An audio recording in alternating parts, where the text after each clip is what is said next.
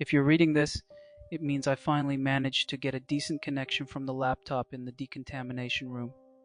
I'm a microbiologist at the Black Bennett Research Station on the Antarctic Peninsula. You might have heard of the station years and years ago. We were the ones with the cute penguin research that made all the news stations go, "Oh." We're not like that anymore. You won't find any zoologists here. The entire station is microbiologists, pathologists, epidemiologists. All of the scary words that make news stations want to report on penguins instead. Years ago, the collision of a ship into a glacier opened the ice to the Southern Ocean, which must have been much warmer than it was that glacier originally froze. Soon after, the animals that the Black Bennett station was studying began suffering strange new diseases. It didn't take long for them to figure out that the cause was whatever had been frozen in that glacier. That was when Black Bennett's interest changed. Whatever these new organisms were, they had to be studied. I won't comment on their stupidity in deciding that, because it gave me a job, and my own stupidity led me to accept it. There are or were 12 of us here at Black Bennett for the summer. 6 of us researchers in the lab, and 3 maintenance and operations techs, 2 cooks, and a supervisor in the second building catty corner to us. We were making real progress. At least 3 of the diseases affecting the original penguins, and 1 affecting seals, we managed to isolate, identify, and name each one. We thought that this 5th discovery would top them all. This one was a recent addition to the cesspool of Southern Ocean nasties. Something from the core of the glacier, we presumed. It was similar enough to what we'd just identified in seals that we figured it was the same genus, Sarcocystis. But what really puzzled us was it wasn't doing what Sarcocystis is wont to do. What the original biologists had seen was that Sarcocystis was causing complete destruction of the liver in the gray seals around the peninsula, dismantling the architecture of their cells, like taking a card out of a carefully built house and watching it tumble. This strain wasn't doing that. It was consuming the structure whole, and seemingly spitting it right back out, unharmed, and then spitting out a copy of it, and another and another. By consuming whatever it wanted out of the cells, it was able to copy it as long as it was living, organic material. We thought this would be it. The breakthrough that would get our names on a station like Hope Black and Isabel Bennett. Think about it, an organism that could replicate in any living material. Blood transfusions wouldn't require a donor. If you could convince this little thing to attach to the blood, it could replicate enough to fill the veins in minutes. Skin grafts could be made with just one tiny piece, one tiny sacrifice to whatever God created this tiny miracle. We had no idea yet if it could replicate an entire complex organ, but the idea that it could, and that we would be the ones to make that possible, was intoxicating. Intoxicating enough that we focused only on the things it could create, rather than the things it could destroy. We named it Sarcocystis epiphyseala. It started with Levine. Dr. Levine was a microbiologist like me. His focus was on viruses, whereas mine was parasites. He was funny, awkward, and a family man. I don't know how I'll ever be able to look at the photo of his wife and daughter in quarters ever again, knowing he isn't coming home after the summer ends. It was Levine's turn to disinfect the specimen fridge. We were cleaning up the lab before our one day off a week. I don't know for sure how it happened. Maybe the lid to a vial was loose. Maybe there was a crack in the tube. Maybe somehow one of them was contaminated. But somehow, someway, Cephasedula got on his lab coat sleeve or his hand. It doesn't matter how, anyways. It happened, and it's over, and Levine is gone. He came to eat dinner with us in the refectory, like always. Picked up a sandwich, complained about the deli meat on it, and sat down and ate it anyways. He talked with us like nothing was wrong, even when he started wincing. When he started complaining of stomach cramps, Deegan asked him if he was on his period, and we all laughed except Levine. He stood up to go to the bathroom, mumbling something about puking, and then he just started gurgling. I can't describe the noise. I don't even want to think about it. He was clawing at his throat, coughing and sputtering. He fell to his knees, and Deegan scrambled up and ran to him. It wouldn't have mattered if we had all ran to him, or if we had all just stayed at that table. We would have watched him die anyway. Clear fluid was pouring out of his mouth. I thought it was saliva for a moment, until it started eating away at the rubbery coating on the floor. Deegan was panicking, frantically performing the Heimlich, but nothing was working. Whatever was in Levine's throat just kept coming and coming, like a flood, forming a corrosive little puddle on the floor. Stomach acid. By the time the rest of us had thought to get up and help Deegan, Levine was unresponsive, face tinged blue, stomach acid still flowing out of his mouth. I don't think any of us really processed what had happened, or why. Deegan started spitting out of panic, crying that it was in his mouth.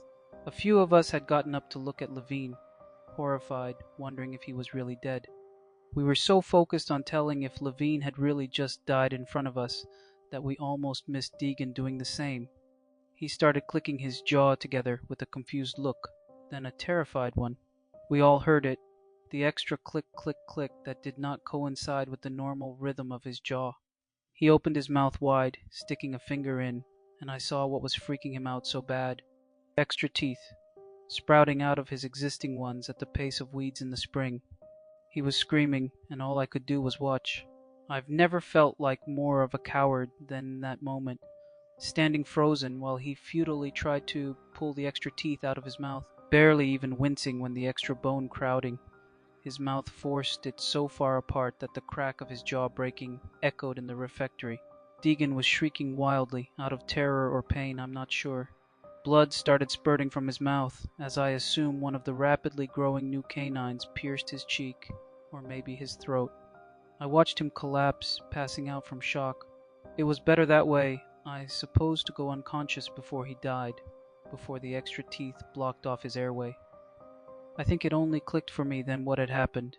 Replication, organic material, S. efficedula. I grabbed my two nearest colleagues, Webb and Soto.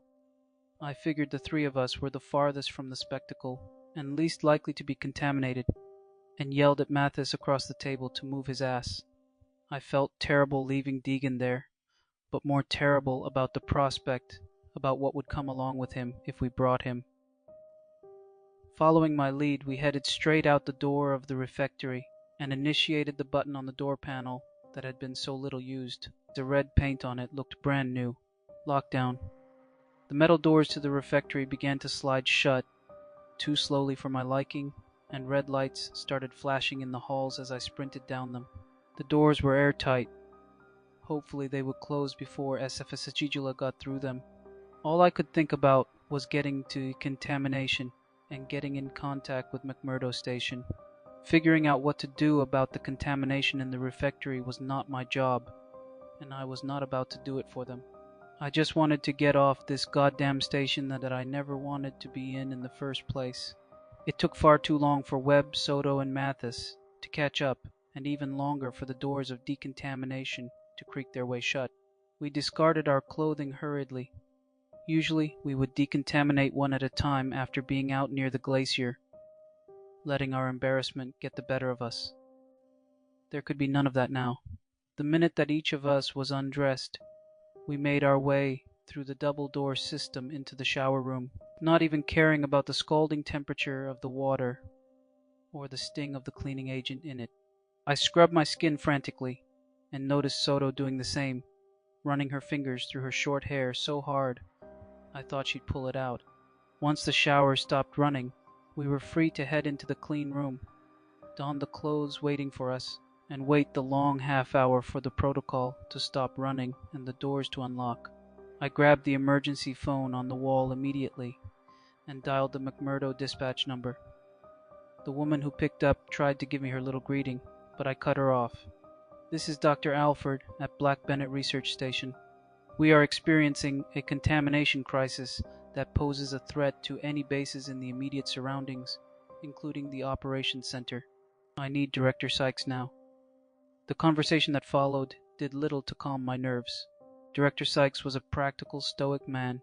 Whatever reassurance I had secretly been searching for, I wouldn't get it from him. I told him everything that happened, my voice shaking as I described Levine and Deegan's deaths and what I thought had happened. He was silent for a long moment, and then, "What did your team determine the approximate active period for SF acedula is?" I stammered, confused. 48 hours, sir." and it feeds only on living tissue? That we know of. Sykes was silent for another long moment. This time the silence was too clean, like he had muted himself to discuss with someone else. Dr. Alford, we've determined that it is not currently safe to carry out a recovery operation. There's too much risk of contamination. Your orders are to wait out the 48-hour active period. We will activate a sterilization protocol in the refectory which should neutralize any living efficedula and wipe out the dead organisms, but the waiting period should eliminate any other risks. Get back in contact when the protocol completes, and we will set up a recovery operation. I didn't even have time to argue with him. Tell him that we were cut off from food other than frozen storage, and 48 hours was extreme. I heard the dial tone just as I finished saying, "Yes, sir," and he never heard the back half of it. "Yes, sir, but we have no access to food besides frozen storage, and we have no idea if the airlocks will keep out the parasite. Pretty please, will you pick us up? We're scared and we want to come home." At the very least, the sterilization protocol gave me some peace. At least there would be a chance that the gases would kill off the parasite we thought was our biggest breakthrough. The only problem is, I never heard the PA announcement to clear the refectory for sterilization. The ventilation never rumbled to life. And when I tried to call back McMurdo to confirm they'd set it in action, no one picked up. I don't think they're getting us out of here. Not now and not in 48 hours.